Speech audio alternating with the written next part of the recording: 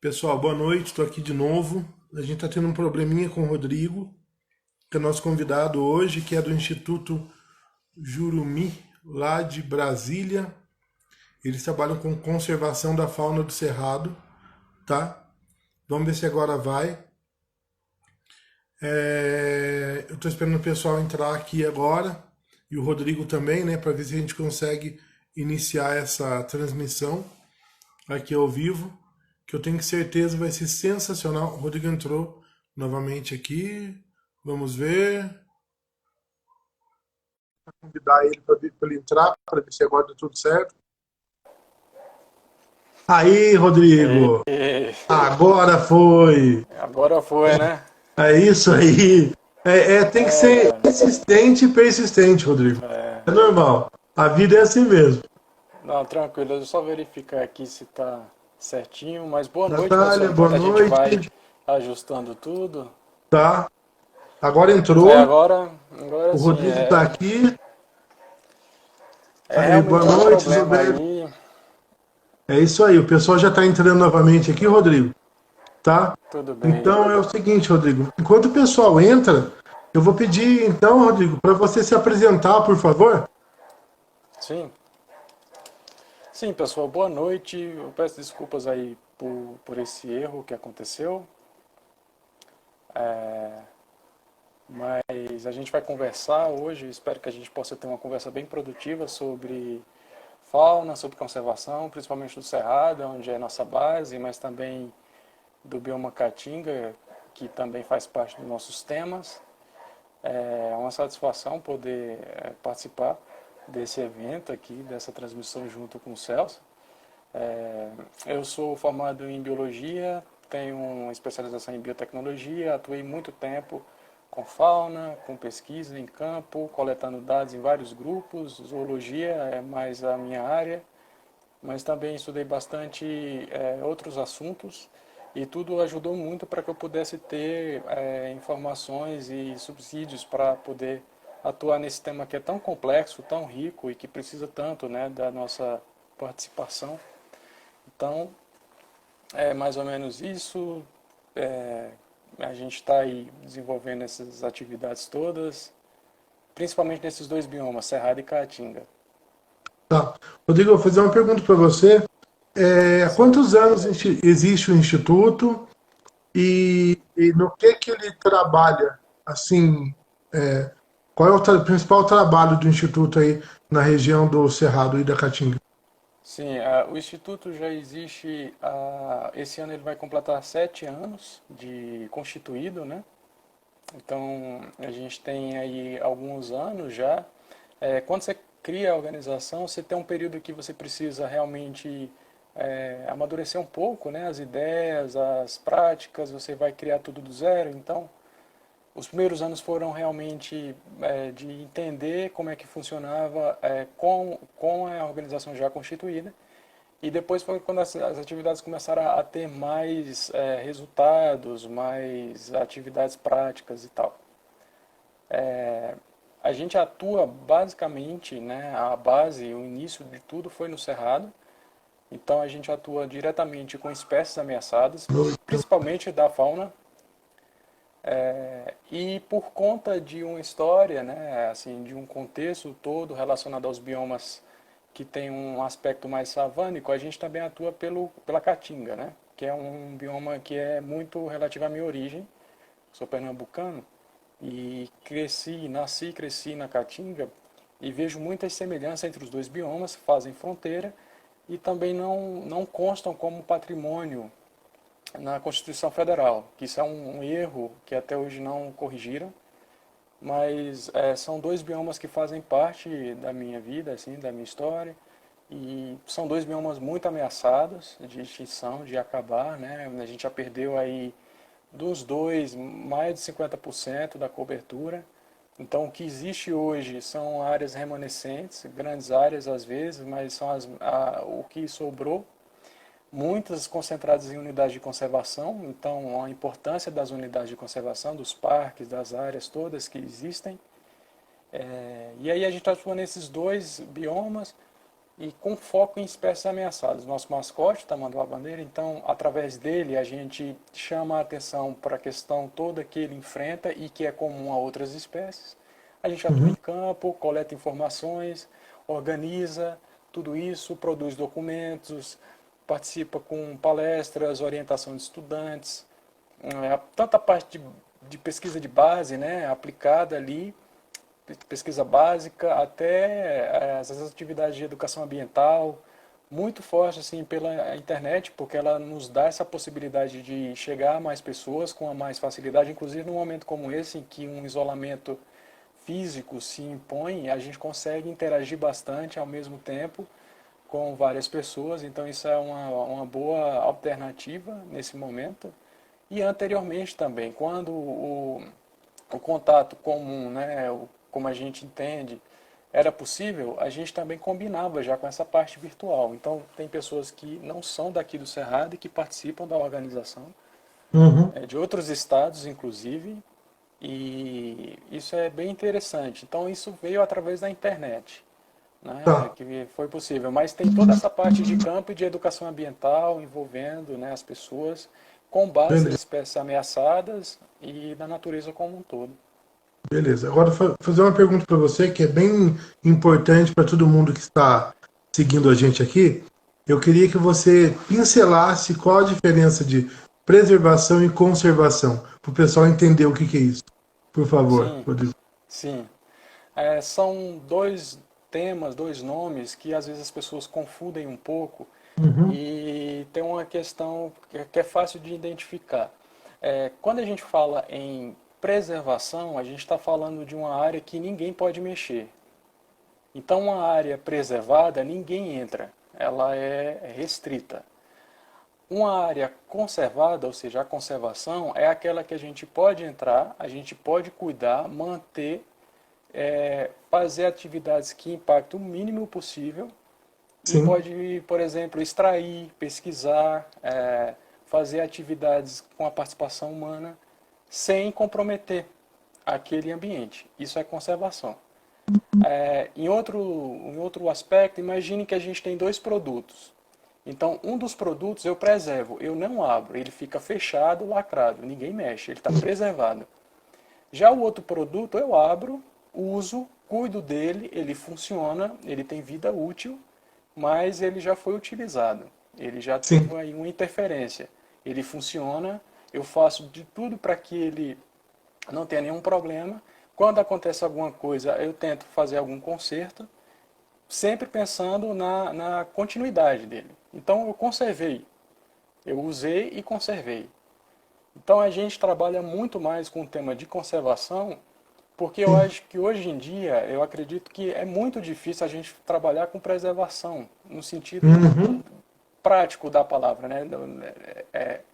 Aplicado. Você preservar é mais difícil, dadas as dificuldades, né, que a gente tem em vários aspectos de equipe, financiamento, né, políticas públicas, tudo isso, a preservação se torna um desafio quase que utópico. Quanto que a conservação ela é possível, ela é viável. Né? Então a gente tem as unidades de conservação, as UCs. Então, por exemplo, existem categorias como a APA, que é possível você ter uma cidade dentro da unidade de conservação. Onde Aqui a eu gente tem um estou? caso. Onde Sim, eu estou? A minha sim. cidade é Então, uma APA.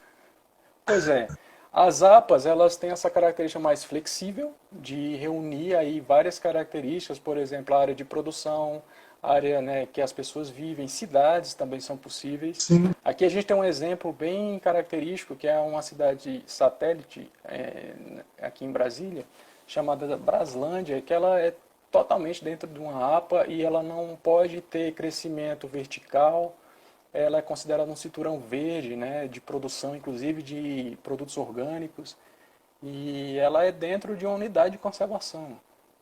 Só que Legal. existem unidades de conservação que não permitem isso, elas são mais restritivas. Sim, E sim, sim. tem aquelas unidades que são de uma restrição ainda maior, né? Por exemplo, a gente tem as rebios, né, que são as reservas biológicas, que elas são mais restritivas. Mas o tema conservação, eu acredito que é o mais fácil no sentido de conciliar de envolver a população e viável do ponto de vista do termo em si. Mas as pessoas Isso. às vezes misturam e a gente também não fala, mas a gente prefere usar o termo conservação por ser mais adequado à nossa forma de ver, né, o mundo como Tá. funciona. Então é mais por isso. Indo para essa parte de conservação, qual Sim. hoje é, na sua opinião, ao longo dos anos, dos últimos anos, os maiores riscos que tem para a fauna do Cerrado e da Caatinga? Assim, o que está causando o maior risco de extinção de algumas espécies aí da Caatinga e do Cerrado? O mais importante é o desmatamento. Tá. Porque é através do desmatamento que todas as outras problemas, mazelas surgem. E aí Sim. você tem dois fenômenos. Existe tanto o desmatamento de borda, quando ele vai sendo diminuído pelas bordas, pelas beiradas, Uhum. e existe o desmatamento quando você tem uma cisão, né? Você corta uma área para abrir, por exemplo, uma estrada e divide aquela região em duas. Então você tem um desmatamento mais acelerado que divide e pode proporcionar o surgimento de ilhas. Então, eu Sim. acho que o mais importante nesse momento para todos os biomas é o desmatamento. Aí, claro que vem outros aspectos. Aí você entra na questão de incêndios que ocorrem com maior frequência. Você tem atropelamentos, porque isso as pessoas vão criar cidades, aí vão precisar de estradas. Essas estradas vão ter, às vezes, uma dificuldade para ter um cuidado adequado. Existe uma burocracia muito grande. Nem sempre há incentivos para que se façam estradas como elas deveriam ser. É visto Uhum. como um gasto, quando na verdade é um investimento. Você tem que fazer estradas boas, que funcionem e que sejam sustentáveis. Sustentabilidade não pode ser vista aqui só quando considera a natureza, mas estradas que sejam viáveis economicamente, socialmente e ambientalmente. Não pode ser só o meio ambiente. As pessoas precisam, né, se desenvolver. Então você tem que conciliar tudo isso. Você tem a caça é muito frequente, as pessoas procuram mais animais para fazer atividades que são deploráveis, né? Você não tem mais, não existe mais esse negócio de caça de sobrevivência para pessoas que vivem na cidade. Você Com tem outros certeza. mecanismos, então, mas tem gente que vê isso como um esporte e que não é, não tem nada de esporte, é algo totalmente equivocado e errado. Então, você tem todos esses pontos aí importantes, mas o mais importante de todos, sem dúvida, é o desmatamento, seja ele em borda, seja ele criando aí retalhos. Esses retalhos vão proporcionar aí mais impacto, isso vai afetar. Tem animais que não conseguem atravessar, não vão manter o fluxo, porque eles têm que ter essas relações, né, entre a intraespecífica dentro da espécie, ou seja, de espécie para espécie, né? Uhum. Ou seja, tamanduás precisam de outros tamanduás para sobreviver, para reproduzir, para interagir. A população deles precisa ter essa conexão, porque senão se isola e aí você perde. É que você tem uma perda de conectividade, na verdade, entre os Sim, fragmentos florestais. sim. Inclusive, eu já vi algumas literaturas, Rodrigo, que você tem situações até de canibalismo na espécie, quando você restringe totalmente na ilha do animal, e como ele não tem esse hábito de andar em lugar aberto, ele Uhum, acaba ficando dentro desse fragmento, entendeu? aham, E onde sim. acaba dando um problema com relação à falta de alimento mesmo no local e ocorre até desde nanismo, né, diminuição do tamanho dos animais por causa de o cruzamento sempre com parente, né? Você tem não sei se acontece alguma coisa de sangue, não sei o que é, até Sim, mesmo você. canibalismo. Isso mesmo, você perde a diversidade genética, né? Você Sim, começa a ter uma reprodução dentro daquela população, vai se perdendo a diversidade genética e isso vai proporcionando o surgimento de doenças, né? sim. De várias ordens. Então, a diversidade genética também funciona para os animais, assim como as pessoas não devem, né, ter reproduzir em parentes muito próximos, que isso pode ocasionar, potencializar doenças, para os animais também ocorrem. Aí tem toda uma questão, você perde a cadeia alimentar, né? Você tem animais que desaparecem, então afeta a população de animais que são topo de cadeia, tem os outros animais que dependem desses topo de cadeia para ter um controle populacional. Então tudo isso vai sendo afetado, que é um fenômeno que acontece da perda aí, da presença desses animais em remanescentes florestais. Você tem a floresta, você tem a região de vegetação, mas os animais já não existem mais. Eles foram atropelados, queimados, caçados, foram perdendo, até um ponto que acaba sendo uma população cada vez mais diminuída, relictual, e entra na extinção. Num Então, processo de extinção. E aí você aí eu perde toda uma função ecológica, as entendi. interações todas, então é um negócio muito difícil. Quais são os animais hoje da região de vocês que tem o maior risco de extinção, ô Rodrigo? Hoje, sim, que você pode falar. Sim, aqui na região central do Cerrado, Sim, onça-pintada é um tá. animal extremamente ameaçado porque é uma espécie que não tolera determinadas atividades, ela se afasta ou até mesmo é mais perseguida por toda a questão que ela envolve, né? É um animal que chama muita atenção, então as pessoas, infelizmente, quando entram em contato, já o enxergam como um conflito, e aí tem uma série de questões aí relacionadas, então é um felino que já tem umas condições, né, uma resposta a um ambiente mais severa, no sentido de não permitir, diferentemente da sussuarana, que é conhecida como onça parda, Uhum. ela consegue conviver melhor com áreas mais urbanas, presença humana.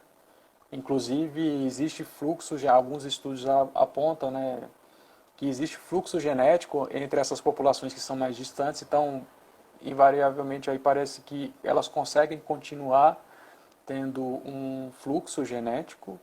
É claro que alguns animais acabam se perdendo nas estradas, por exemplo, mas a onça-pintada é um exemplo, o lobo-guará é outro exemplo, o tamanduá-padeiro é outro exemplo, as antas também entram aí nessa lista, não é?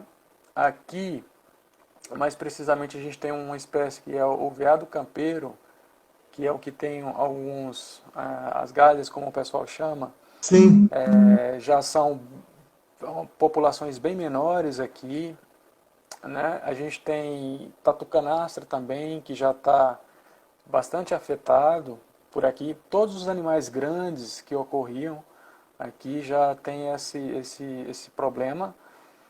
E animais menores também. Algumas espécies de aves já são bastante ameaçadas. Aí tem uma lista bem maior. uhum. Espécies de anfíbios também. Tem vários trabalhos já apontando e descrevendo espécies que são muito ameaçadas. Além disso, outros menores, como, por exemplo, roedores. Existe uma espécie de roedor que foi catalogada aqui na época da construção da capital, e ela já é Sim, declarada como extinta. Não há registro dela, ela é endêmica aqui dessa região central, mas não há mais registro dela por aqui. sim. Então é algo que vai afetando de um modo geral. A gente tem mais essas informações, Celso, com relação a essas espécies maiores, de aves, mamíferos, porque são grupos que a diversidade é menor e que Sim, você consegue identificar mais facilmente. Mas certamente isso acontece também para insetos, que muitas vezes a gente está aí perdendo espécies que a gente nem sabe que existe. sim. Você tem esse problema para outras espécies, por exemplo, de planta também, que vão desaparecendo com essa limpa que é sendo feita aí na área de cobertura vegetal natural. Você tem toda essa comunidade biológica sendo afetada por tudo isso. Boa noite, Fernando. Pessoal Esse é o dando boa grande noite. Dida. Se isso, estudou comigo. Ah, O tá Dida é meu. certo, boa noite. E mora na região de vocês aí agora. O É, Dida né? mora. É. O Dida virou quase um pantaneiro agora. Mas o Luiz Fernando é um colega de faculdade, um rapaz super gente boa. Mas assim, Eu entendi isso totalmente, até porque eu vi uma live há pouco tempo atrás de uma especialista em Cerrado, que ela Sim. disse o seguinte, que é impossível, ela está morando no Mato Grosso,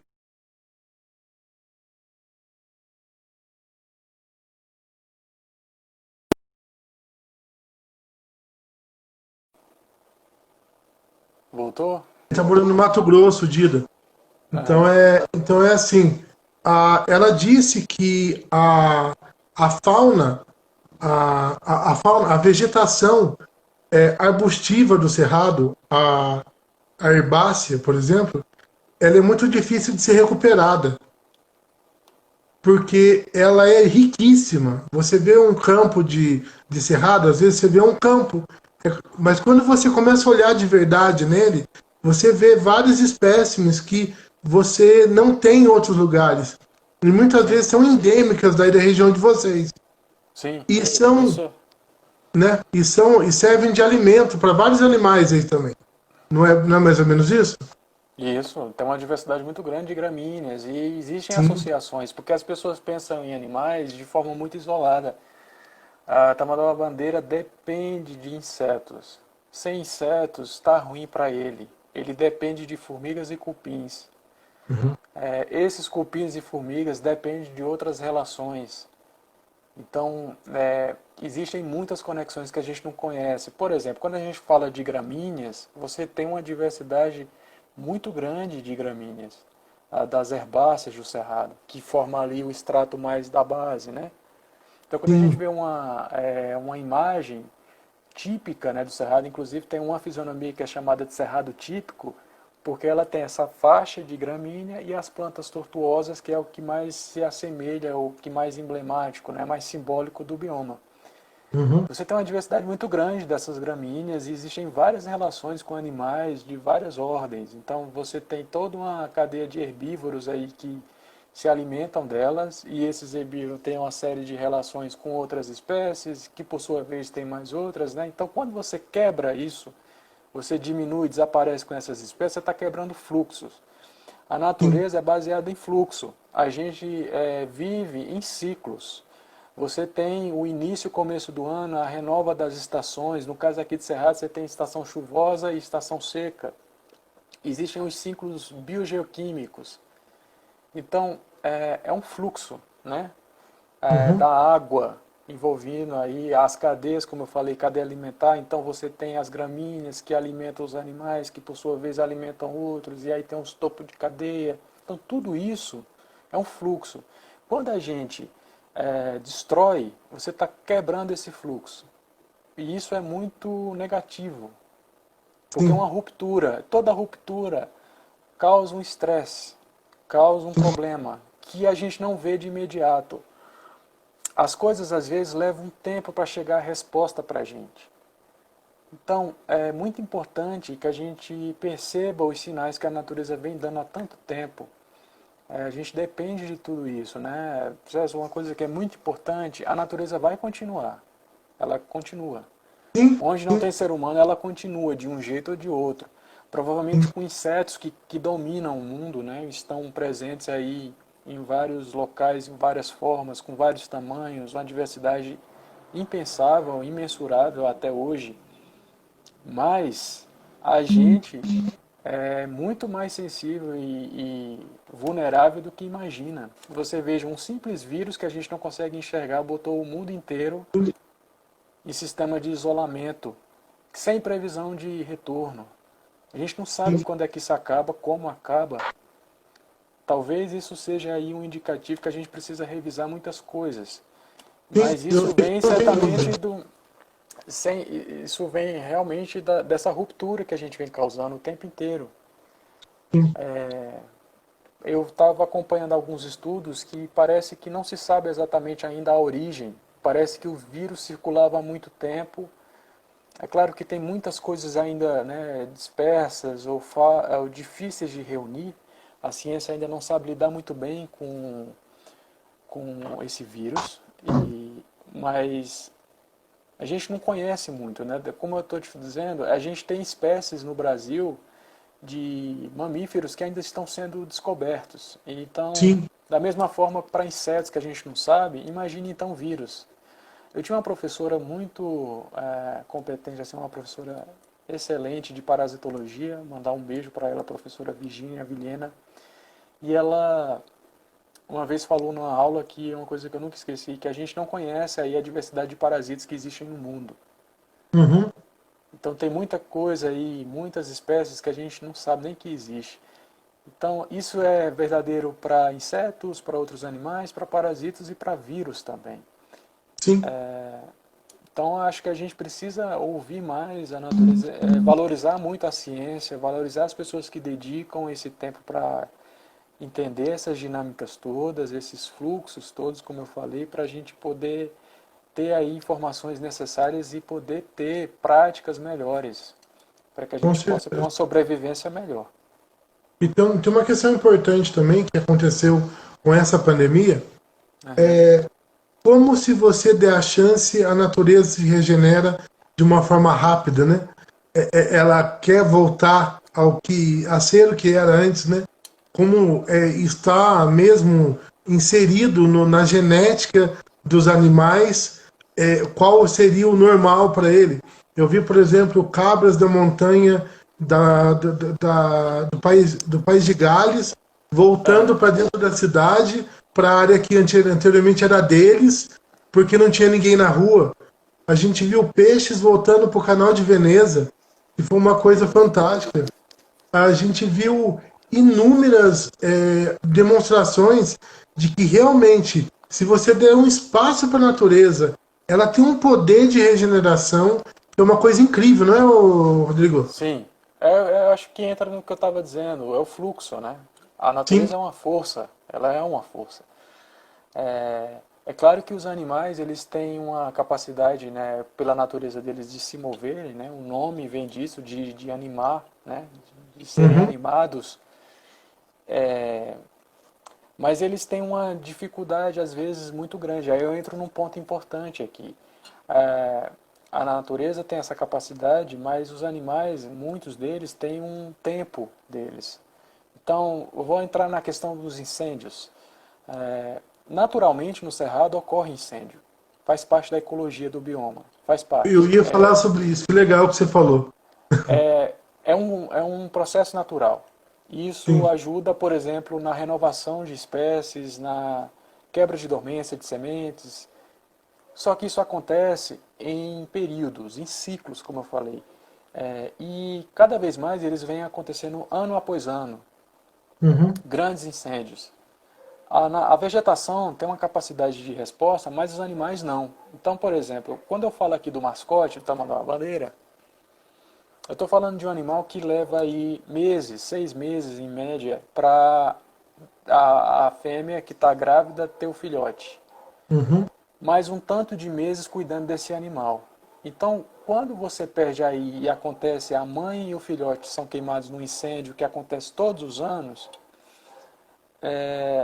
você vai perdendo esses representantes dessa população de tamanduá e vai diminuindo, né, a diversidade genética. Então tudo isso vai afetando muito a população deles, que Sim. já é baixa, eles não ocorrem em grandes populações, naturalmente são populações menores. Né? Então, para algumas espécies é mais difícil essa volta. Né? Então, para a vegetação, as gramíneas, por exemplo, elas têm uma capacidade de regeneração muito grande. Acompanho aqui, vou a campo, vejo os incêndios. Quando acontece, poucos meses depois, nas primeiras chuvas, é incrível, parece que nunca queimou. Você tem certeza É, que queimou porque você esteve lá, você fotografou, registrou tudo, e no tronco fica a, o, ali a cobertura fica queimada, né? Fica sim, parecendo carvão. Então você passa e sim. fica, sua mão fica com um vestígio ali do fogo. Mas para os animais é um pouco mais complicado, porque você tem aí ciclos deles naturais. Então eles têm um tempo maior de resposta a tudo isso. Só que acontece todo ano, às vezes mais de uma vez no mesmo local. É bem verdade, eu queria deixar aqui uma lembrança muito importante para as brigadas de incêndio. muitas delas às vezes voluntárias, pessoas que dedicam aí parte do seu tempo para ajudar nesses incêndios, a controlar, a mitigar, diminuir as chances, e quando ocorrem eles vão para campo para diminuir.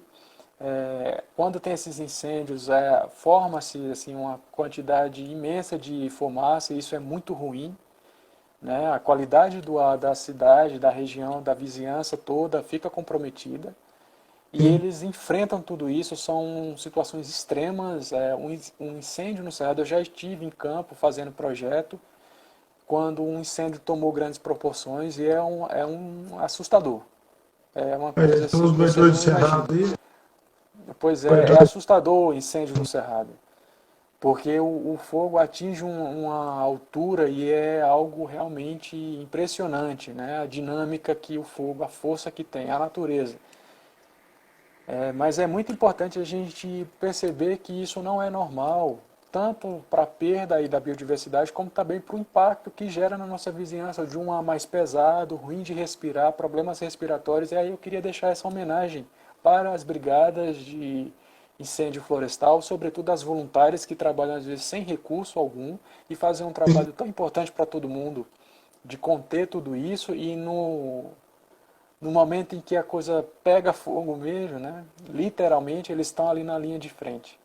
Conheci já duas brigadas, uma na Chapada dos Veadeiros, conversando com eles, foi uma experiência incrível. Inclusive, fui lá falar com eles sobre essa questão, estive com eles no local, participando do evento organizado pela própria brigada, e também de outros locais aqui também, no DF nós temos, e conheço alguns. Então, eu gostaria de deixar essa mensagem aqui de agradecimento por trabalho dessas pessoas que é tão importante. Tá. Mas é isso, Celso, são fluxos. A natureza é uma força, ela tem fluxos, e o que a gente vem fazendo conscientemente, porque a gente sabe que está fazendo isso, é quebrar esses fluxos, quebrar esses processos, essas rupturas. E toda ruptura é uma questão física, né? Toda ação tem uma reação. Não é que a gente está Sim. querendo impor nada a ninguém ou dizer ou ser pessimista, mas a gente vem causando alterações importantes aí. Então a Ô, gente precisa Rodrigo, repensar. vou fazer uma pergunta para você. Assim, Sim, você já conseguiram apontar ao longo desses anos, através ah, desses estudos, se tem alguma espécie que está conseguindo sair de uma situação de risco e conseguindo reverter ela? Existe isso ou realmente a maioria delas estão indo mesmo para esse risco eminente assim de extinção? existem algumas espécies, graças a projetos Tá, de conservação, que sim, dão resposta. Mas é muito complicado, Celso. É uma situação tá, muito difícil. Eu posso te dar alguns exemplos aqui bem emblemáticos. uhum, Você tem o caso do mico-leão-dourado, na sim, Mata Atlântica. Então sim, você tem a Associação Mico-Leão-Dourada, que faz um trabalho extraordinário com a espécie, uhum, e que, graças ao trabalho dessa organização, essa espécie não veio à extinção. Mas sempre está muito ameaçado, porque vem alguém que não entende, aí quer acabar com o processo que é feito, as parcerias que são feitas entre a iniciativa privada, né, e a pública, governo e organização. Então, eles conseguiram fazer um trabalho muito importante, mas continua em risco, porque dependendo do que acontecer, da visão de quem vier, das interferências negativas, todo o trabalho fica comprometido, no sentido de ameaçado mesmo. Outro exemplo que a uhum, gente tem, que é bem emblemático, é relacionado às araras azuis. Elas sim, entraram em um processo crítico aí para entrar na extinção, graças ao trabalho de várias organizações, dentre elas o Instituto Arara Azul. Você tem aí populações que se retornaram mais novamente. Ah, recentemente aí o Pantanal passou por grandes incêndios e afetou bastante, por exemplo, a área de estudo do Instituto Arara Azul.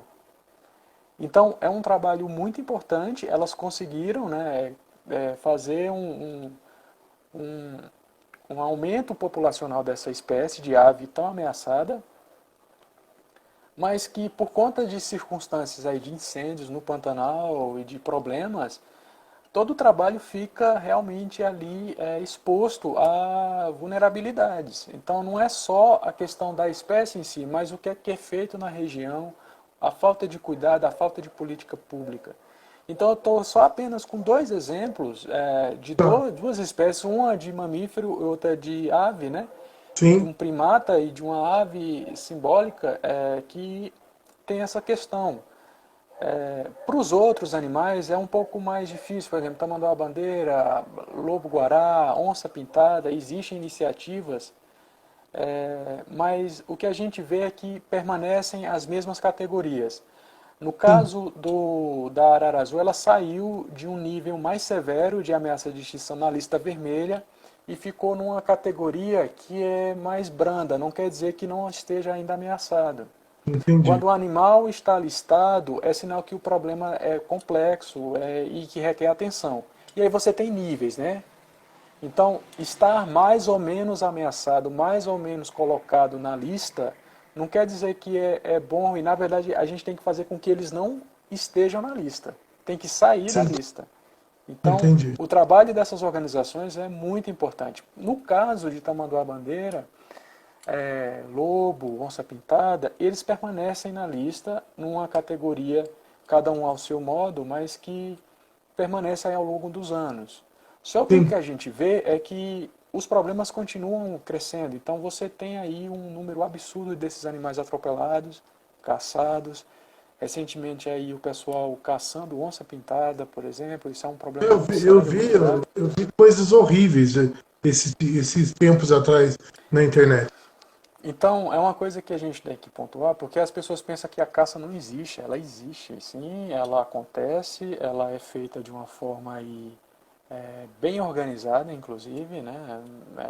E que não deveria acontecer. A gente não pode leiloar a nossa biodiversidade em Uhum. detrimento aí de algumas pessoas que acham que isso é legal. Não pode ser assim, né? Esse é um patrimônio de todos, de todas as pessoas. É claro que essa é uma visão, uma colocação pacífica por um problema muito grave, muito sério. Eu acho que existem alternativas para quem tem interesse, né, de fazer essas outras atividades, das quais eu não compartilho, mas é você roubar, furtar a, aquilo que é de todos. Tá? Então você Sim. tem que ter um compromisso de não atuar dessa forma. Deixa aqui Uhum. essa mensagem, mas tem esses exemplos. Só que esses dois que eu citei, as espécies continuam ainda, apesar do trabalho forte dessas organizações, das equipes, da melhora que houve, elas ainda continuam na lista. E o Então, trabalho continua, o trabalho não se encerra, ele continua, ele é necessário, ele precisa de apoio e também de continuidade, né? uhum. E daí, Rodrigo, sabe por que eu perguntei? Sim, Na live que a gente fez com o Douglas, que é sim, do Instituto que é dos Guardiões do Cerrado, que por sinal estava aqui agora há pouco, não sei se o Douglas está aqui ainda. Ele disse uma coisa.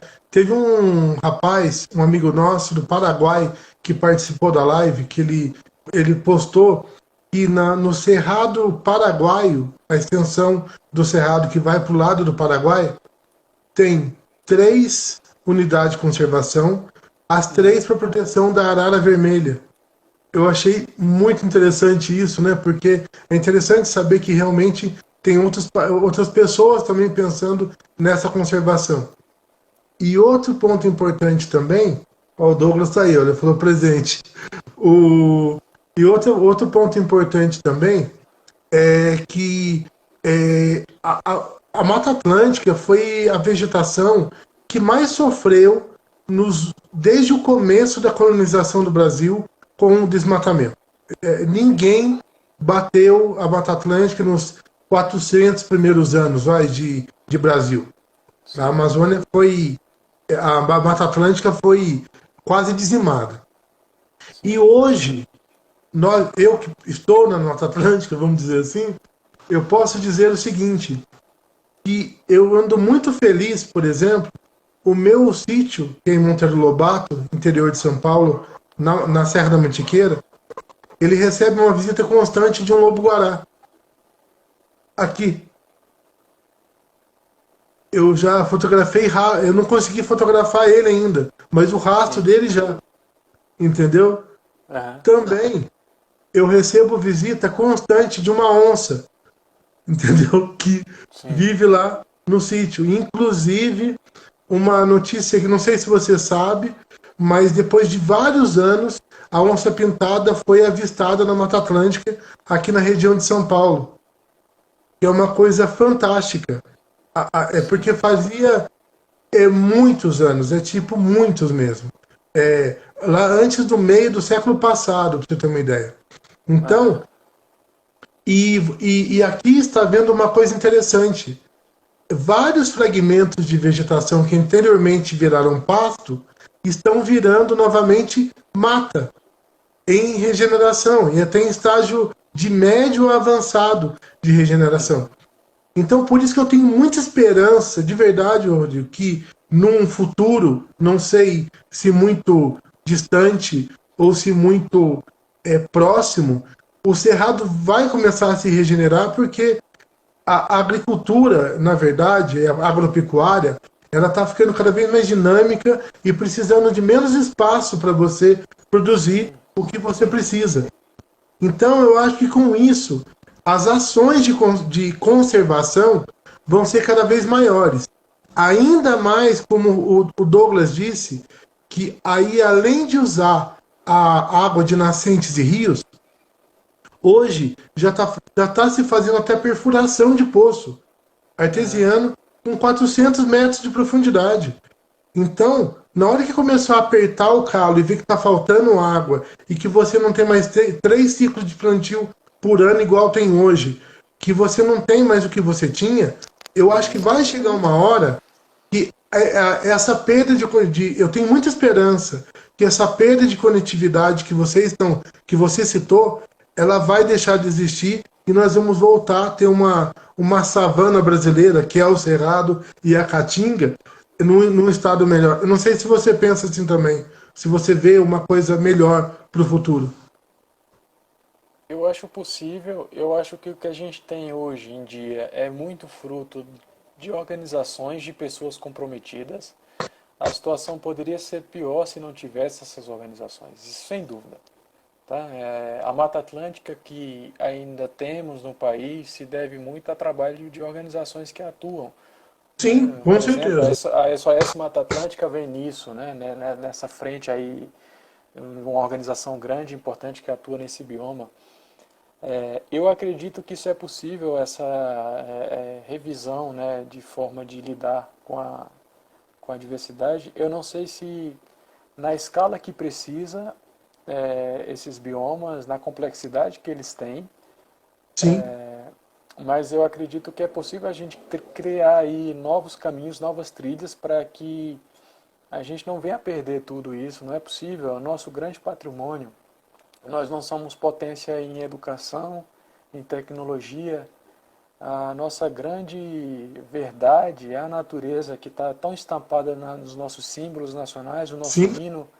A beleza do nosso hino se baseia muito na natureza. Uhum. E ela em si fala por si só, assim, né? Ela é exuberante. Então, você veja o que sobrou de Mata Atlântica, ainda assim tem esses eventos, esses acontecimentos, essas espécies que tentam, né, sobreviver diante de todo esse problema que foi causado. É bem verdade, Celso, que a gente tem que pensar que as pessoas precisam viver, elas precisam de cidades, elas precisam, né, de Sim, tudo isso. Mas a gente tem tecnologia desenvolvida aqui, pessoas que procuram um novo caminho, existem aí alternativas sustentáveis, agrofloresta, orgânico, projetos de reflorestamento, né? O que temos de Mata Atlântica, por exemplo, que é um exemplo aí prático, real, vivo, daquilo que a gente já detonou, destruiu, existe por conta dessas iniciativas de pessoas que plantam, renovam essas áreas e a natureza, através dos seus guardiões, né, das espécies que dispersam, né, sementes, acabam promovendo essa recuperação aí. É uma coisa que leva muito tempo, mas eu acho que precisa muito da vontade da população como um todo, das pessoas entenderem a importância de conservar tudo isso, de não se perder essa identidade biológica que nós Uhum. temos, desses recursos naturais que são tão importantes para a nossa vida, para o nosso dia a dia, e fazer com que isso não venha a se perder, esses animais não venham a se perder, né? Essa ocorrência, eles são tão nativos como nós somos, né? Então, é muito importante que a gente tenha essa percepção, leve para as pessoas. Eu acredito que é possível novos caminhos, inclusive a gente tem vários exemplos, né? Aqui no Cerrado tem um envolvimento muito grande em algumas áreas, como por exemplo a Chapada dos Veadeiros, que as pessoas têm um envolvimento direto com a região. É um lugar incrível, assim como a Chapada Diamantina também, a participação da população em volta dessas áreas, né, naturais. Então existem boas iniciativas, existem boas interações, é possível se fazer bons projetos, boas atividades, conduzir, se desenvolver. A natureza não é um problema, muito pelo contrário, ela é a solução. Colocar a culpa na natureza é uma atitude de mau caráter. A natureza não é problema, Não, é a muito maior pelo riqueza contrário. que a gente tem, Rodrigo. É a nossa Sim, maior riqueza, sem dúvida. isso mesmo. A partir dela a gente pode desenvolver muita coisa, com ela em pé, funcionando, os nossos animais bem tratados, né, sem passar por tantas questões aí. É algo que a gente realmente precisa uma medida urgente. O que a gente faz enquanto organização, nesse sentido, é levar essa informação, é se identificar com uma espécie que tem um problema tão sério, é levar para as pessoas, é conscientizar estudantes, formar novos profissionais, Sim, a participar dessa formação de novos profissionais, interagir, levar essa mensagem. A nossa participação vem muito disso, daquilo que é possível de se fazer. Então, esse símbolo, né, quando a gente tem essa espécie como nosso mascote, vem muito nessa linha, né, de uhum, dizer que todos têm direito aí a ter a sua vida, inclusive nós, os animais. Nós estamos nessa base toda, né, a gente faz parte de tudo isso. E a gente tem divulgado muito, né, essa questão da ameaça, do que a gente passa, né, eles estão ameaçados porque nós estamos ameaçados também. A mesma ameaça para esses animais é para nós também. Nós somos porque eles são. O uhum. que nos define como espécie, né, como um grupo da vida, em algum momento encontra no que eles também são. Então nós somos porque eles são. Nós somos brasileiros porque eles são também. E eles são da mesma forma que nós somos. Nós estamos no mesmo espaço. Então, quando a gente fala que essas espécies estão ameaçadas, a gente falou sobre isso, o que é que leva, né? Tudo isso é indicador que nós também estamos ameaçados. Nós estamos aí acabando com tudo aquilo que nos protege, nos resguarda, nos proporciona uma vida melhor. Com Então isso é certeza. muito importante a gente entender e levar para frente, levar essa informação para mais pessoas, para que cada vez mais as pessoas possam ter essa interação e essa percepção. Isso é muito importante. E esse é um dos objetivos, inclusive, dessas lives que a gente está fazendo constantemente aqui. Por quê? O intuito realmente é levar informação para quem precisa, para quem tem que ter informação e começar a pensar de uma forma diferente do que é realmente a natureza e qual a importância dela. Para você ter uma ideia, nós já essa daqui é a 13ª live que a gente está fazendo, Ó, tá? Nós já temos uma nós estamos com uma dos Pampas marcada para a semana que vem. Nós vamos falar um pouco sobre os Pampas gaúcho também, tá? Nós vamos ter uma sobre resíduos sólidos na próxima semana também, para falar da importância da destinação correta do resíduo resíduos. sólido. Nós estamos marcando uma agora também sobre a Mata Atlântica e uma sobre a Amazônia. E vamos continuar levando informação, vai estar aqui à disposição na nossa página do YouTube, no nosso Instagram, todas as lives na íntegra, para todo mundo entender, Rodrigo, o que é esse país e qual a importância do meio ambiente para ele, entendeu? Isso é fundamental. As pessoas têm que passar a entender isso, entendeu? Sabe por quê? Eu descobri uma coisa muito importante na minha vida. Você só cuida do que você ama. E para você amar, você tem que conhecer. Não tem outra maneira, ô Rodrigo. Sim, Você só cuida do que você conhece. E esse é o objetivo nosso. Como técnico, como cidadão, como pessoas que têm a capacidade de transformar, é levar a informação onde precisa. A Daiane falou que é ótima live. Parabéns pelo trabalho, Rodrigo. Obrigado, Celso, obrigado. pela iniciativa e por conduzir tão bem essa conversa. Obrigado, Daiane. E Obrigado. vamos continuar Obrigado, aqui, Daniel. Daiane. E você tá muito legal, tá participando demais das nossas lives. O Rodrigo, agora há pouco também a Tainá estava aí. A gente fez uma live muito legal com ela também. A Meire está participando direto, o Douglas, todo mundo, o pessoal da Caatinga, do Instituto SOS Caatinga também, que já esteve com a gente aqui também falando. Então, assim, e Rodrigo, agora como está terminando, eu Sim. queria te agradecer por ter aceitado o convite, por estar aqui com a gente. E foi um prazer te conhecer. Espero continuar fazendo outras coisas com você, lives, até conhecer o Instituto, quem sabe depois que passar essa pandemia, tá aí com vocês para ver como que é o trabalho, conhecer um pouco mais sobre o Cerrado, que eu preciso conhecer também. É E eu sempre vou pedir para bem-vindo. você fazer as considerações finais sua, por favor. Eu agradeço muito pela oportunidade, pelo convite. A gente conversou já tem uns dias, né? E foi possível Isso. hoje, deu certo. Foi muito bom. Eu gostaria de encerrar, assim, deixar uma mensagem. A gente atua aqui com a espécie, dentre outras espécies, a gente tem várias iniciativas aqui, mas o mascote, nem sempre a gente encontra com ele, mas ao longo desses anos, a gente tem informações que ele está por aqui, que a população continua na região. Então sempre a gente tem uma informação sobre quando a equipe vê, ou quando a gente tem um rastro, ou fezes, ou o que seja, né, que a gente faz nossos estudos, monitoramento da espécie, sempre renova. Ele está por aqui, então quando a gente sabe que tem filhote, quando a gente sabe que as pegadas estão mudando de tamanho, indicativo que tem indivíduos jovens, indivíduos Que adultos, legal. essas informações renovam o nosso trabalho. A gente vai reunindo tudo isso e pensando sempre aí no futuro, baseado aqui no presente. Eu queria agradecer bastante às pessoas que nos acompanham, nos ajudam, a equipe, todo mundo que apoia. E é muito importante que a gente continue sempre nessa tentativa de seguir aí a força da natureza, respeitar esses fluxos que a gente conversou tanto hoje aqui e tentar sempre respeitar essas normas aí, essas conduções aí da natureza que são sempre tão inteligentes, tão bem-vindas. Então, os animais, Celso, eles fazem as coisas não para agradar, não porque eles querem entrar com recebimento de condecorações ou destaque.